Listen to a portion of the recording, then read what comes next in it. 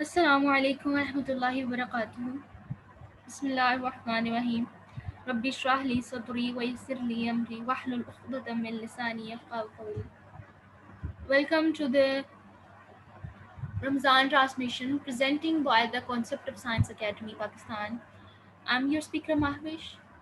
Alhamdulillah, it is the 27th Ramadan and almost it is going to finish. Our hearts are beating fasting because کیونکہ رحمتوں اور برکتوں کا مہینہ جلد ہی ختم ہو جانے والا ہے. لیکن اس کے ختم ہو جانے سے پہلے ایک امپورٹنٹ کام جو ہمیں کرنا ہے، زکوٰۃ، صدقہ خیرات. زکوٰۃ میں غنی، صحت مند اور کمانے کے قابل لوگوں کا کوئی حصہ نہیں ہے. یہ حدیث ہمیں صحیح ابو داؤد سے ملتی ہے. دیکھیے زکوٰۃ کے لیے قرآن مجید میں نا زکوٰۃ کا لفظ بھی آتا ہے اور صدقات کا بھی آتا ہے. عربی میں جو صدقہ ہے نا اسے 3 معنوں میں لیا جاتا ہے. کبھی بھی کسی بھی قسم کی نیکی، کوئی احسان اور دوسروں پہ خرچ کرنا. جبکہ مال کے لیے قرآن خیر اور فضل اللہ کے لفظ استعمال کرتا ہے. یہ اللہ تعالیٰ کی رحمت اور احسان ہے. یعنی انکم ٹیکس آمدنی پہ جو لگتا ہے، اور زکوٰۃ بچت پر. اللہ نے زکوٰۃ کے لیے بچت کی ایک مقدار مقرر کر دی ہے. جب یہ جمع ہو جائے تو ایک قمری سال تک آپ کے پاس رہے تو سال پورا ہونے تک اس پر زکوٰۃ فرض ہو جاتی ہے. کتنی بچت پر کتنی، کیسے اور کیوں، یہ سب ہمیں قرآن مجید اور حدیث میں سے مل جاتا ہے. ورنہ روزوں کی طرح نا یہ رمضان میں فرض نہیں ہوتی. رمضان میں اس کی عام ادائیگی کی وجہ جو ہے اس مہینے کی مغفرت عام حاصل کرنے کی کوشش ہے. یعنی یہ رمضان میں فرض نہیں ہے، لیکن زکوٰۃ کو اگر ہم رمضان کے مہینے میں نکالیں تو اس سے ہماری مغفرت مقصود ہے. قرآن کریم ہمیں خرچ کرنے کے 2 بنیادی اصول سکھاتا ہے. نمبر 1، اللہ کے پسندیدہ بندوں کی صفات ہے. سورہ فرقان آیت نمبر 67 میں اللہ سبحانہ وتعالیٰ فرماتے ہیں وہ لوگ جو خرچ کرتے وقت نہ فضول خرچی کرتے ہیں نہ کنجوسی کرتے ہیں، بلکہ ان کا خرچ ان دونوں انتہاؤں کے درمیان. پھر ناپسندیدہ لوگوں کی صفات. اللہ کسی اکڑنے والے، غرور کرنے والے کو پسند نہیں کرتا. یہ وہ لوگ ہیں جو خود بھی بخل کرتے ہیں اور دوسروں کو بھی بخل ہی میں تلقین کرتے ہیں، اور اللہ نے اپنے فضل سے انہیں جو عطا کر رکھا ہے اسے چھپا کر رکھتے ہیں. سورہ النساء نمبر 36 and 37. اس تربیت کے بعد ہمیں یہ بات پتہ چلتی ہے کہ جو ہمارے گھر والوں کی ضروریات سے بچ جائے نا، اور پورا سال وہ بچا ہو اور پڑھا رہے، اس کا 40واں حصہ اللہ کے ان بندوں کی ضروریات پوری کرنے پر خرچ کر دو جو اپنا بوجھ خود اٹھانے کے قادر نہیں ہیں. بدلے میں اللہ تعالیٰ کیا دے گا ہمیں؟ کئی گنا اور بے حساب عطا کرے گا، دنیا میں بھی اور آخرت میں بھی.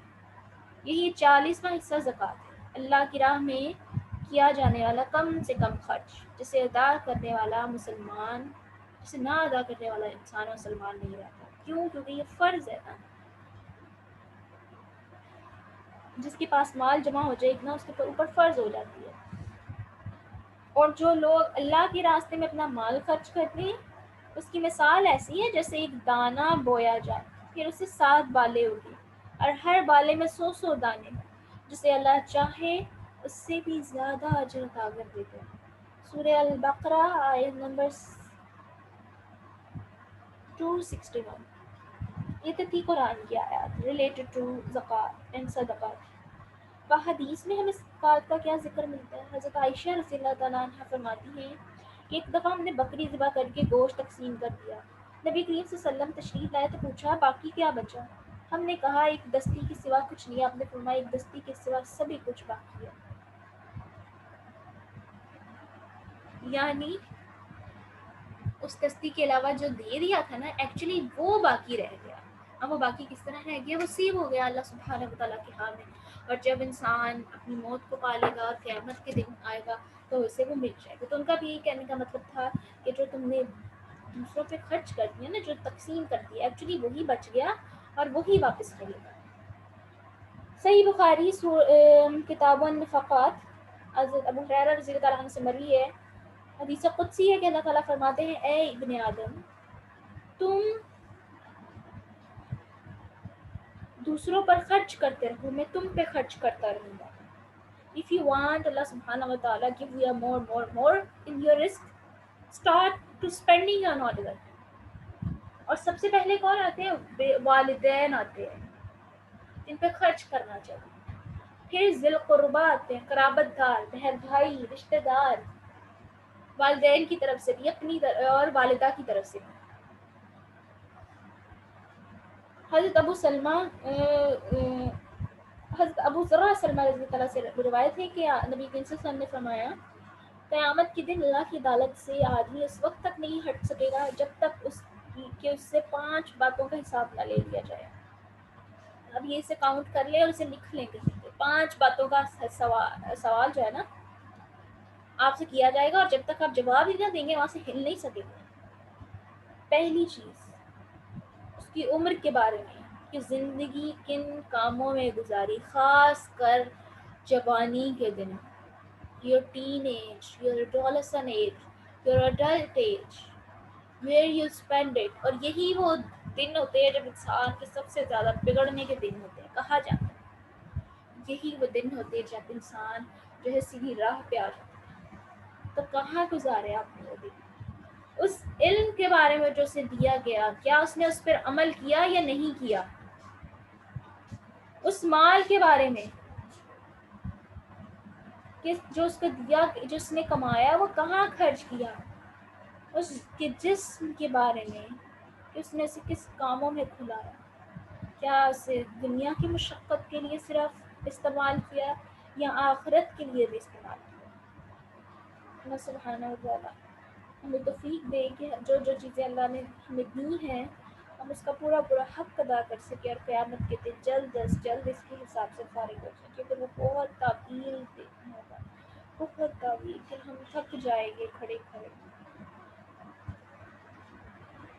لیکن جب اللہ تعالیٰ کی مرضی آئے گی تب ہمارا حساب لیا جائے گا، اور جب تک ہم جواب دینے سے قاصر نہ ہوں تب تک ہم وہاں سے ہٹ نہیں سکیں گے. بندہ کہتا ہے میرا مال، لیکن اس کا مال تو کل 3 چیزیں ہیں. جو اس نے کھا پی لیا وہ ختم ہو گیا، جو پہن لیا وہ پرانا ہو گیا، اور جو دے دیا وہ سو جمع ہو گیا. جو باقی رہ گیا وہ تو لوگوں اور اوروں کے لیے چھوڑ گیا. جب انسان مر جاتا ہے تو اس کے اعمال کا سلسلہ تو ختم ہو جاتا ہے سوائے 3 چیزوں کے. صدقہ جاریہ، ایسا علم جس سے لوگ فائدہ اٹھاتے رہیں، اور نیک اولاد جو اس کے لیے دعا کرتی رہے. صدقہ جاریہ کہتے ہیں ایسی نیکی جس سے کسی کی موت کے بعد بھی لوگ فائدہ اٹھا رہے ہیں، یعنی مومن کے مرنے کے بعد بھی اس سے اس کی نیکیوں کا اور اعمال کا ثواب ملتا رہتا ہے. علم جو اس نے حاصل کیا اور پھیلایا، نیک اولاد جو اس نے پیچھے چھوڑی، قرآن جو اس نے پیچھے چھوڑا، مسجد جو اس نے بنا دی، مسافروں کے لیے رکنے کی جگہ جو اس نے بنا دی، پانی کی نہر جو اس نے جاری کروا دی، اور اللہ کی راہ میں کیا گیا خرچ، کوئی بھی خرچ جس نے اپنے مال میں سے کیا، اپنی صحت، اپنی زندگی، اپنا وقت جس نے اللہ تعالیٰ کے دین کے لیے، اللہ کی خوشنودی کے لیے لگایا، ان سب چیزوں میں اس کا ثواب اسے مرنے کے بعد تک ملتا رہے گا. اب صدقے یا غریب کا صدقہ. حضرت ابو ہریرہ نے ایک دن نبی کریم سے پوچھا کون سا صدقہ افضل ہے؟ آپ نے فرمایا تنگ دست کی کوششوں کا، اور ابتدا اپنے اہل و عیال سے کرنا. ایک دفعہ نبی کریم صلی اللہ علیہ وسلم سے پوچھا گیا، نے فرمایا ہر مسلمان کے لیے صدقہ دینا ضروری ہے، ہر مسلمان کے لیے، چاہے وہ غریب ہو چاہے وہ امیر ہو.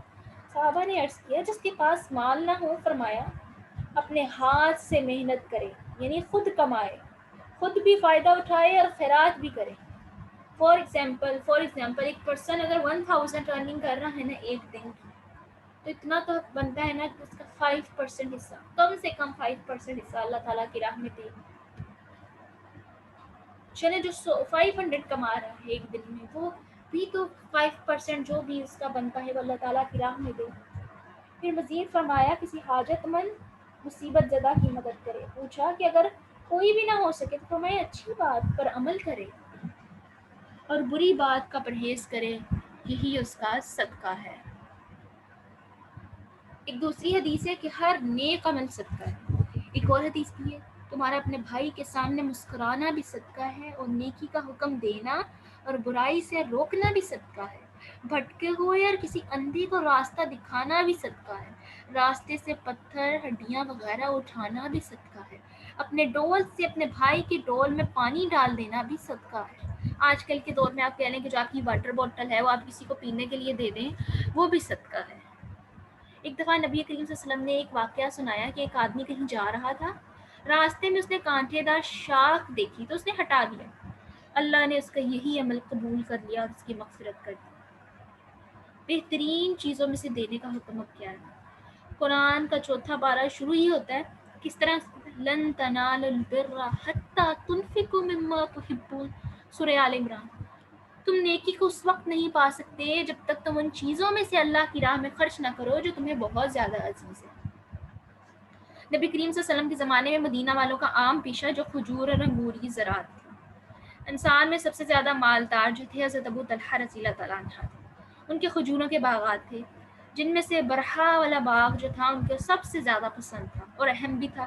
اس کی وجہ یہ تھی کہ مدینہ میں جہاں ہر طرف پانی کی تنگی تھی، اس باغ میں میٹھے پانی کا ایک کنواں بھی تھا۔ نمی والی میٹھی زمین کی وجہ سے اس کی پیداوار بھی خوب تھی۔ عربی میں بر کنویں کو کہتے ہیں۔ یہ باغ جو تھا مسجد نبوی کے بالکل سامنے تھا۔ نبی کریم صلی اللہ علیہ وسلم بھی وہاں جاتے، اس کا ٹھنڈا پانی، میٹھا پانی پیتے۔ اتنا گھنا اور درختوں سے بھرا ہوا باغ تھا کہ ایک دفعہ اس میں کوئی چڑیا آ جاتی تو کھجور کے پتوں کے جھنڈ سے باہر نکلنے کا راستہ بامشکل تلاش کرتی۔ اس آیت کے نازل ہونے کے بعد حضرت ابو طلحہ نے عرض کیا، یا رسول اللہ صلی اللہ علیہ وآلہ وسلم، میرا سب سے محبوب مال یہ باغ ہے اور یہ آج سے اللہ کی راہ میں صدقہ ہے، اور میں اللہ سے اس کے ثواب اور آخرت میں زرخیز ہو جانے کا امیدوار ہوں۔ آپ اسے اللہ کے حکم کے مطابق استعمال میں لے آئیں۔ نبی کریم صلی اللہ علیہ وسلم کہنے لگے، واہ بھائی واہ، یہ تو واقعی بڑا نفع دینے والا مال ہے۔ جو کچھ تم نے کہا وہ بھی میں نے سن لیا، اب میرا مشورہ یہ ہے کہ تم اسے اپنے رشتہ داروں میں تقسیم کرو۔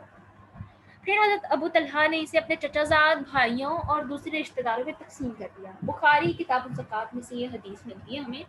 اب اس حدیث میں سے چند ایک اہم باتیں ہمیں ملتی ہیں۔ پہلی بات تو یہ کہ ہمیں اپنا محبوب ترین مال اللہ کی راہ میں خرچ کرنا ہے، چاہے وہ وقت ہے، چاہے وہ صحت ہے، چاہے وہ مال ہے، چاہے کچھ بھی ہے، اسے اللہ کی راہ میں خرچ کرنا ہے، تب ہی ہم نیکی کو پا سکیں گے، ادروائز ہم نیکی کو نہیں پا سکیں گے، کیونکہ فرما دیا نا، لن تنالوا البر حتی تنفقوا مما تحبون، تم نیکی کو اس وقت تک پا ہی نہیں سکتے، یعنی تم اس اعلیٰ مقام تک پہنچ ہی نہیں سکتے جب تک تم اپنی ان چیزوں میں سے اللہ کی راہ میں خرچ نہ کر دو جو تمہیں سب سے زیادہ عزیز ہو۔ پھر دوسرا یہ کہ جو چیز ہمیں خرچ کرنی ہے اس کے نیر جو حقدار ہیں وہ ہمارے اپنے رشتہ دار ہیں۔ اب کون سے والے؟ چچا زاد بھائی، چچا زاد، ہمارے تایا چچا کے بچے ہیں۔ زیادہ تر عداوتیں، زیادہ تر جو حسد اور بغض اور کینہ ہوتا ہے نا، وہ انہی رشتہ داروں کی طرف سے ہوتا ہے یا انہی کے لیے ہوتا ہے، تو انہی پہ خرچ کرنے کا حکم دیا اللہ کے نبی صلی اللہ علیہ وسلم نے۔ کیوں؟ تاکہ یہ عداوتیں محبتوں میں بدل جائیں، قطع رحمی صلہ رحمیوں کی شکل اختیار کر جائے، اور یہاں پہ 2 چیزوں کا ثواب ہوگا، ایک رشتہ داری کا، دوسرا خرچ کرنے کا۔ اللہ سبحانہ و تعالیٰ جو ہے ہمیں صدقات کو بڑھانے کا حکم دیتا ہے۔ ایک دفعہ نبی کریم صلی اللہ علیہ وسلم نے عید کے زمانے میں ترغیب دی کہ صدقہ دو، خواہ وہ تمہارے زیور میں سے ہی کیوں نہ ہو۔ نماز کے بعد حضرت عبداللہ بن مسعود کی بیوی حضرت زینب رضی اللہ تعالیٰ نے آ کر بلال رضی اللہ تعالیٰ سے کہا کہ نبی کریم صلی اللہ علیہ وسلم سے پوچھ کر بتائیں کہ اگر میں اپنے شوہر اور اپنے زیر پرورش یتیم بچوں پر پیسہ خرچ کروں تو کیا یہ صدقہ میرے لیے کافی ہوگا؟ حضرت ابو مسعود انصاری کی بیوی حضرت زینب بھی یہی پوچھنے آئی۔ آپ نے فرمایا ہاں، انہیں دوہرا اجر ملے گا، قرابت داروں سے حسن سلوک کا اور صدقہ کا۔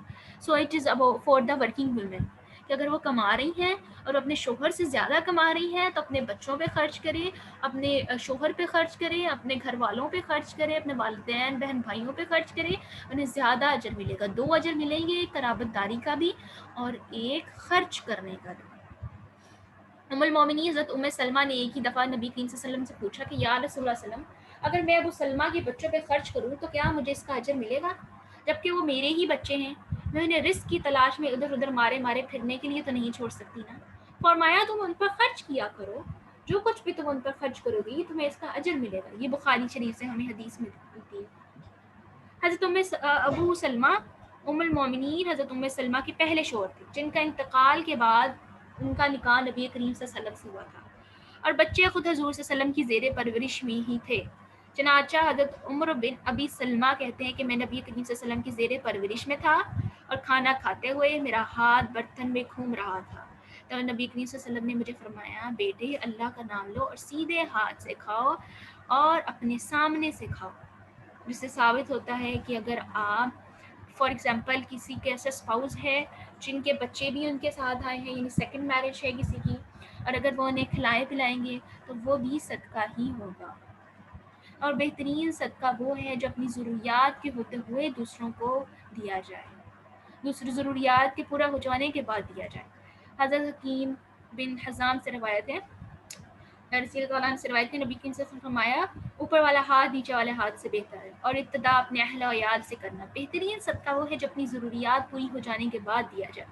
سو آئی ریکویسٹ یو کہ اپنا ایک بجٹ بنائیں، اس بجٹ میں لکھیں کہ میں نے اپنے اس منتھ میں اتنی اتنی چیزیں لینی ہیں، احتیاط کے ساتھ، اعتدال کے ساتھ، اسراف کرتے ہوئے نہیں، اور پھر اس میں سے جو بچ جائے اسے زکوٰۃ اپنا صدقہ کر دیں. اور صدقہ برائیوں کی سے بچاتا ہے، صدقہ ہمیں مصیبتوں سے بھی دور کرتا ہے، اور صدقہ ہمارے گناہوں کو بخشوانے کا ایک بہترین ذریعہ ہے. وآخر الدعوانا ان الحمد للہ رب العالمین. السلام علیکم ورحمۃ اللہ وبرکاتہ.